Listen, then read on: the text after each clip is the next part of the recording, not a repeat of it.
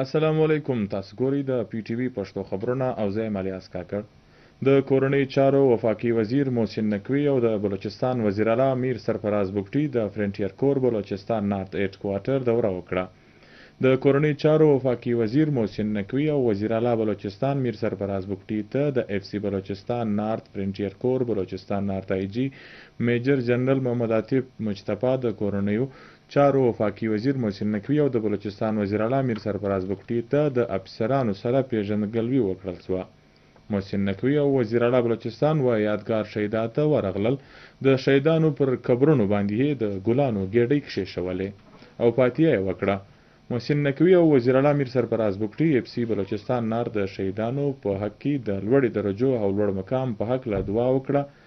وزیر داخله محسن نقوي او وزیر اعلی بلوچستان میر سرفراز بګټي د شهیدانو لازواله قربانیانو ته د عقیدت پیرزوینې وړاندې کړې.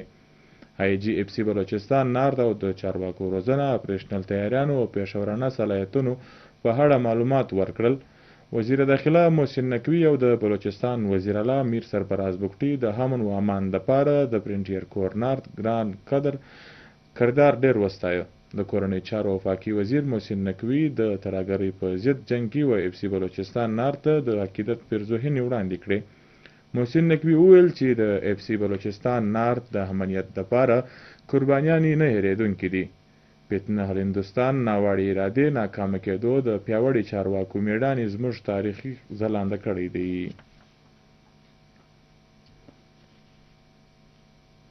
د کورنۍ چارو وفاقي وزیر محسن نقوي او د بلوچستان وزیر اعلی میر سرفراز بګټي په کوټه کې د شهید میجر انور کاکړ کور ته ورغلی او د کورنۍ سره ملاقات کولو سره د غمرازۍ او خواخوږي څرګنده کړه.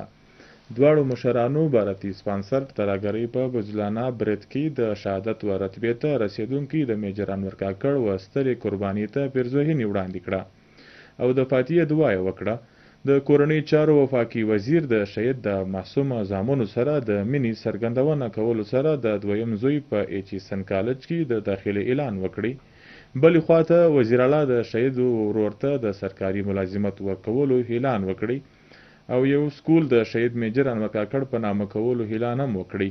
محسن نقوي او سرفراز بګټي د شهید د مور لوړو حوصلې ستایلو سره وویل چې شهیدان د قام ویاړ دي، د هغوی قربانیانې به کله هم نه هېرول کیږي. په دې موقع باندې صوبایي وزیران، د بلوچستان چیف سکریټري او د بلوچستان پولیس آی جی هم موجود وو. د وزیر اعلی بلوچستان میر سرفراز بګټي وینا ده چې په کوټه کې خروټ آباد پولیس سټیشن او ټي بي سینټوریم سکول د شهید میجر انور کاکړ په نامه ونومول سو. په سوشل میډیا ایکس باندې هغه ویلي دي چې شهیدان د قام اتلان وي. د شهیدانو یاد او د هغوی د کورنۍ قدر او کفالت کول زموږ لومړی ترجیح ده. میر سرفراز احمد وویل چې د وطن لپاره د سرونو قربانیانې ورکوونکي تل ژوندي وي. د خروټ آباد پولیس سټیشن او ټي بي سینټوریم د شهید میجر انور کاکړ په نامه نومولو نوټیفیکیشن هم جاری کړل شوی دی. د بلوچستان ګورنر جعفر خان مندوخیل د قومي اسمبلۍ د غړي پولنډ بلوچ صوبایي وزیرانو رایلا حمید خان درانی، میر ظهور بلیدي، صوبایي وسلکار برکت رند سره ملګري د تربت پوهنتون په درېیمه کانوکیشن کې د فارغ التحصیل 965 ګریجویشن او 24 ام پیل کوونکو لوستونکو هلکانو او نجونو کې ډیګریانې او پوزیشن اخیستونکو کې د سرو زرو تمغې وویشلې. د سوریې ته وینا په کولو هغه وویل چې تربت پوهنتون د خپل د قیام څخه د سیمې او په ځانګړي ډول د بلوچستان په ترقۍ کې ډیر مهم کردار ادا کوي. دا د پاکستان یوازینی پوهنتون دی چیرې چې نه 50% لوستونکي نجونې ګټه ترلاسه کوي او تربت پوهنتون په مختصره موده کې یو د ویاړ قابل نوم او مقام پیدا کړی دی. هغه د وایس چانسلر پروفیسر ډاکټر ګل حسن بلوچ او د هغه د ډلې هڅې وستایلې. د بلوچستان ګورنر جعفر خان مندوخیل، د ام ان ای پولنډ بلوچ، د تعلیم صوبایي وزیر رایلا حمید خان درانی، د منصوبه بندي او ترقیات صوبایي وزیر میر ظهور حمد بلیدي او د فشري صوبایي سلاکار حاجي برکت رند سره ملګري په تربت پوهنتون کې د نوي جوړ شوي سنیټ هال پرانستنه وکړه. د بلوچستان ګورنر د تربت پوهنتون په احاطه کې د نیالانو لګولو او ماحولیاتي ساتنې په ارزښت زور ورکړی. هغه د ولیده سره اړه لرونکو لوستونکو نجونو او هلکانو د سفري اسانتیا دپاره د ورکول سوي بس کیلۍ د پوهنتون وایس چانسلر ته وسپارلې.